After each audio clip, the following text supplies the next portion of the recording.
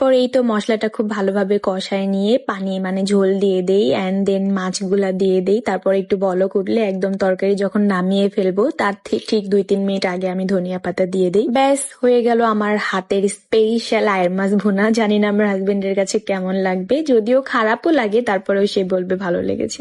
যাই হোক, তারপর বিকেলের দিকে হচ্ছে একটু ফ্রেশ হয়ে গোসল টোসল শেষ করে খাওয়া দাওয়া শেষ করে বিকেলের দিকে একটু ছাদে চলে আসছিলাম। এই তো এই ভয়েসটা আমি হচ্ছে ছাদে বসে বসে আসলে কভার করছিলাম। এদিকে ভয়েস কভার করতে করতে আমার হাজবেন্ড বাইরে গিয়েছিল এন্ড আমাকে কল দিয়ে বলতেছে নিচে আসো। আমি নিচে আসি, তো নিচে এসে দেখি যে হচ্ছে সিসি ক্যামেরা কিনে নিয়ে আসছে। অনেকদিন ধরে প্ল্যান করছিলাম যে বাসায় সিসি ক্যামেরা লাগাবো, বিকজ আমাদের বিজনেসের ক্ষেত্রে হোক বা যে কোনো ক্ষেত্রে হোক বাসায় অনেক মানুষের যাতায়াত হয়, কখন কোন দুর্ঘটনা ঘটে বা মানে সিকিউরিটির জন্য বলা যায় যে ক্যামেরাটা লাগানো। টোটাল 5টা ক্যামেরা লাগানো হয়েছিল।